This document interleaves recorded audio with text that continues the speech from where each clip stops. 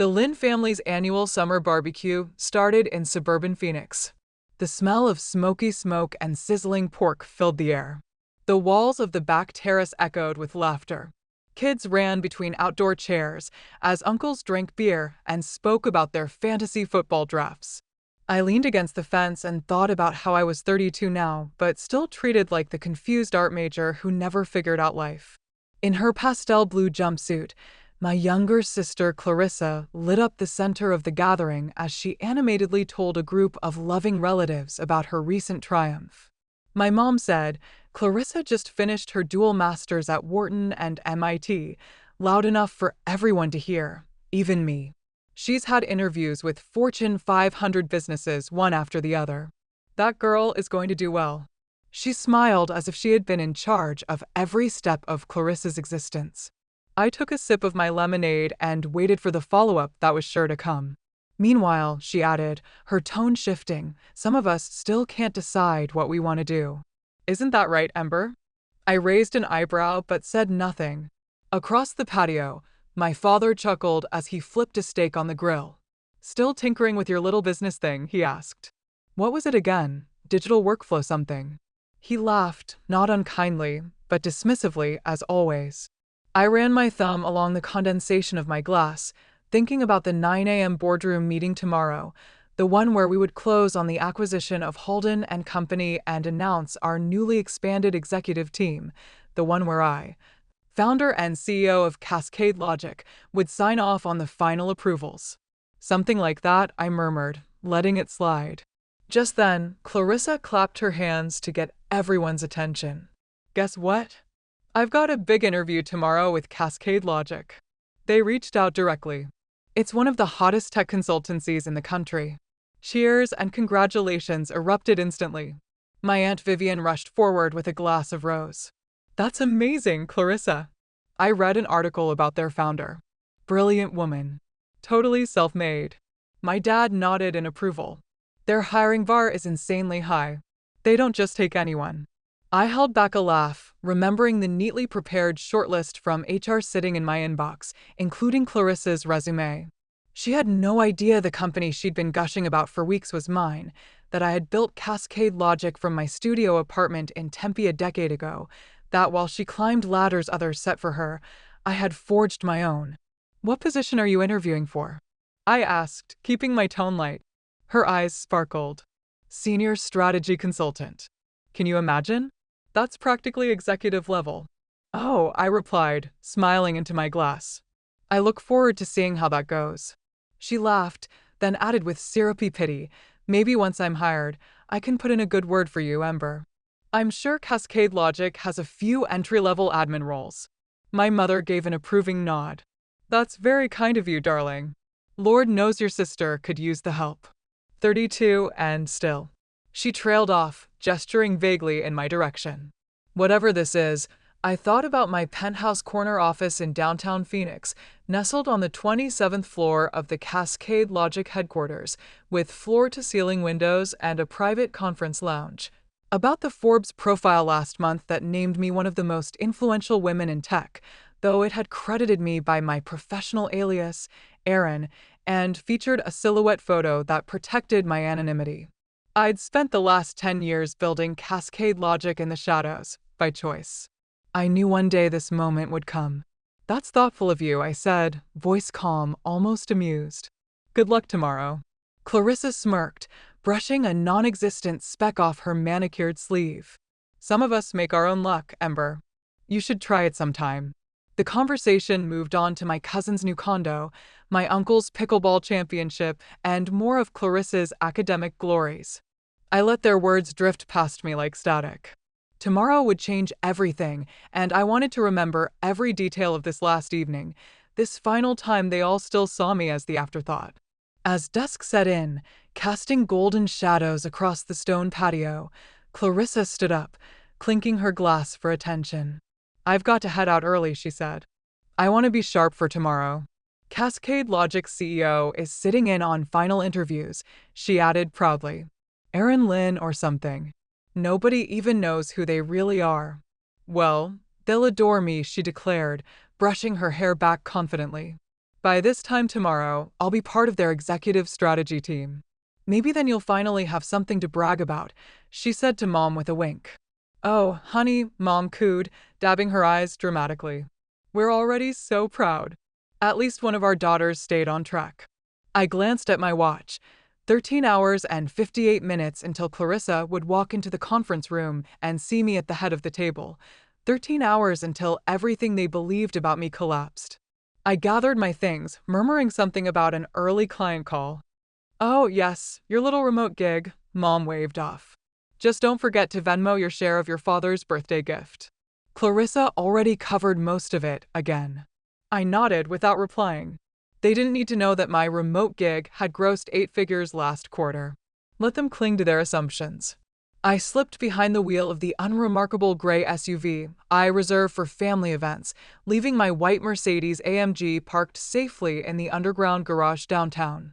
As I reversed out of the driveway, Clarissa's voice rang out one last time across the lawn, loud and certain. Tomorrow, everything changes. She was right, just not the way she thought.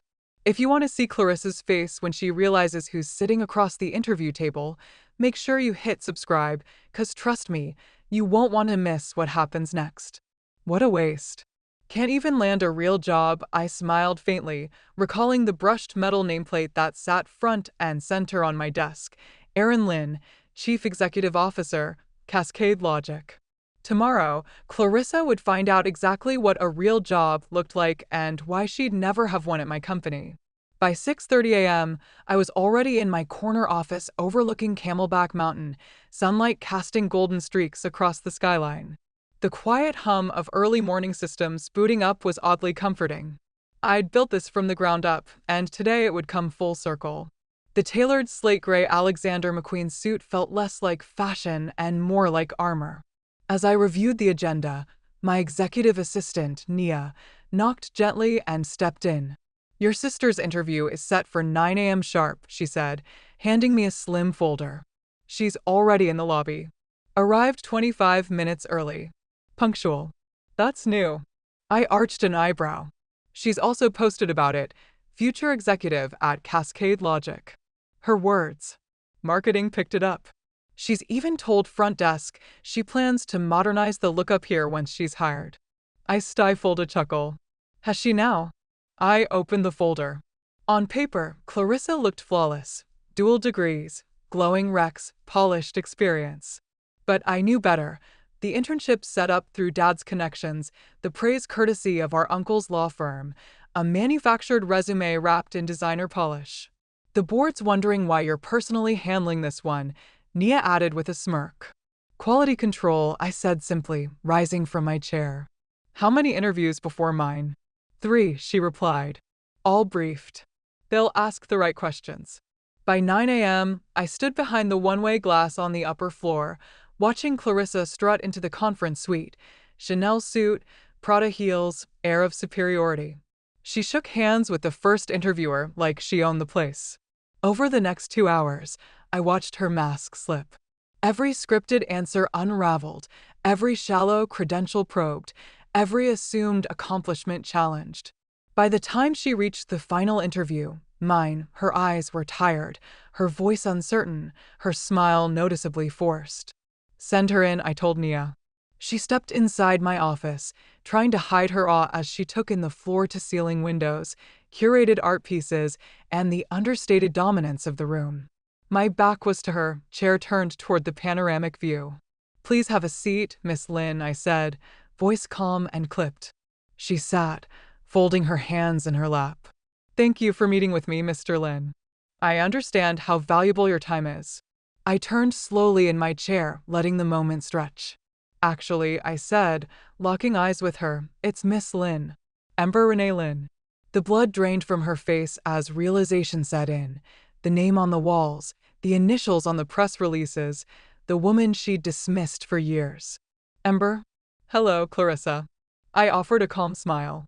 Surprised to see your directionless sister running the company you've been dying to work for? She blinked rapidly, her perfectly composed persona unraveling as her lips parted soundlessly. Whatever polished answers she'd rehearsed were gone.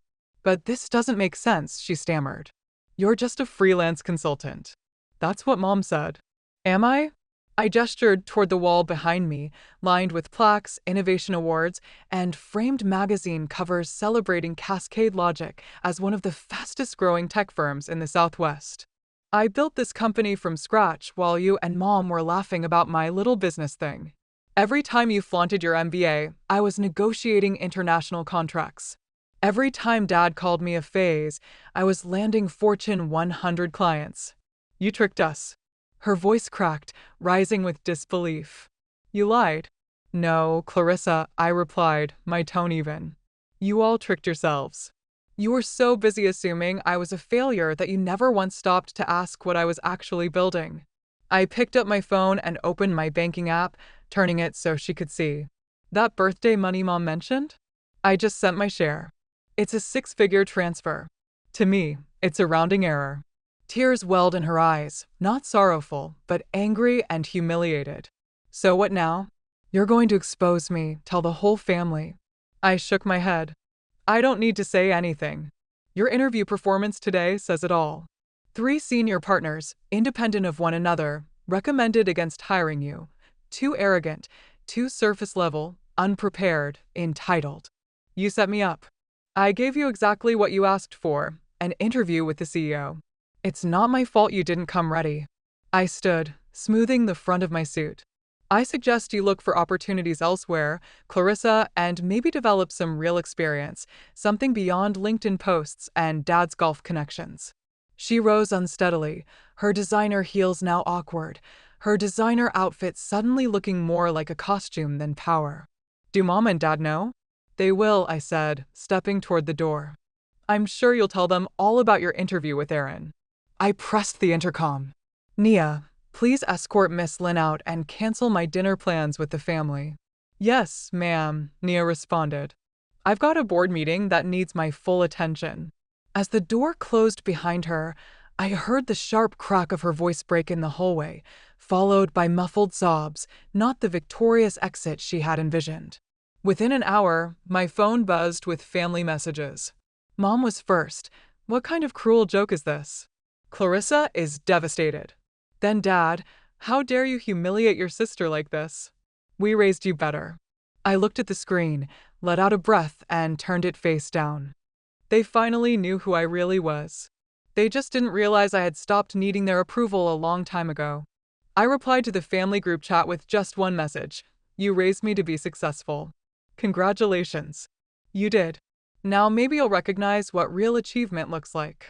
Then I powered off my phone and turned my attention back to what actually mattered, leading a billion-dollar tech firm that had disrupted an entire industry while they were too busy mocking me. Let them adjust to this new reality in their own time. I wasn't going to pause for their discomfort. In the weeks that followed, the shift in family dynamics was unmistakable. The tone of our calls, when they happened, was strained. Gone were the dismissive digs and passive-aggressive jokes about my little business. Instead, there were awkward silences, forced smiles during Zoom birthdays, and a general unease that hovered like fog. Clarissa accepted a mid-tier project coordinator role at a boutique agency across town. It wasn't the career-defining leap she'd imagined. No fancy title, no corporate corner office, just a standard job earned the traditional way. Mom and Dad stopped hosting their regular Sunday BBQs. Maybe it was shame. Maybe they didn't know how to navigate a world where the daughter they'd underestimated now ran the empire they once ridiculed. But the moment that cemented everything came 3 months later. Forbes released a feature titled, The Silent Success: How One Woman Built a Billion-Dollar Company While Her Family Thought She Was Failing. My face was on the cover, full color, crisp suit, Cascade Logic's skyline behind me. No shadows, no ambiguity, just me. I had 10 copies express delivered to each of my family members' homes, not with a note, not with a message, just the magazine, just the truth. The article detailed my journey from working odd freelance gigs in a cramped Tempe apartment to building one of the most sought-after AI-integrated systems companies in the US. It highlighted the turning points, the quiet sacrifices, the relentless perseverance they never saw and never asked about. At the end, the final line read, "Sometimes success doesn't need to shout. Sometimes it just signs the checks." And honestly, that was enough. I didn't need their praise anymore or their recognition. I had built something real, something lasting, something they could never take away. Let them tell their friends. Let them adjust their stories to make themselves look better in hindsight. Let them pretend they always knew. Meanwhile, I'd be at Cascade Logic, preparing for our expansion into Europe, closing 2 new enterprise deals, and mentoring the next generation of female tech founders. Success had already spoken for itself and for me. And I had no intention of turning the volume down. If you've ever been underestimated by the people who were supposed to believe in you the most, trust me, I see you. I spent years being told I was too vague, too artsy, too lost. While my sister basked in praise, I was the family's punchline. But I didn't fight back with arguments or approval seeking. I built something real, something they couldn't ignore, even if they tried. And now, after all the silence, I'm finally telling my story, not out of spite, but to remind you, your worth is not defined by how others see you. It's defined by how you see yourself. So, if you've ever been made to feel small at a family dinner, if you've hidden your success just to keep the peace, or if you're still building in the shadows, drop a comment below and tell me your story.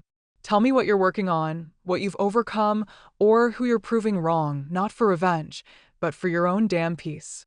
And if you felt even a flicker of validation watching me rise from unemployable to CEO, hit that subscribe button, not just for more stories like mine, but to be part of a community that sees through the noise and recognizes quiet resilience for what it really is, strength. Let them laugh. Let them doubt. We'll keep building. Because sometimes, the best way to win is in silence until your name is on the building. Before you go, how's your day been really? I want to know.